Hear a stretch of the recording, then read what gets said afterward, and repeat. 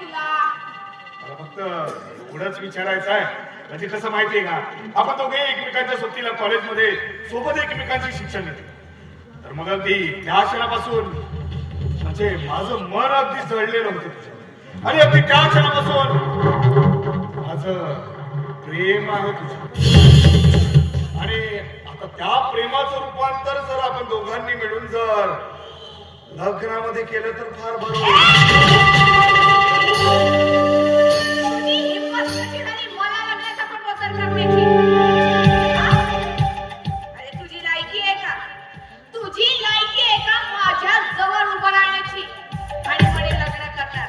हे बघ सुंदर, मी माझा लाईफ पार्टनर सिलेक्ट केलेला आहे आणि लवकरच आम्ही दोघे लग्न सुद्धा करणार आहोत.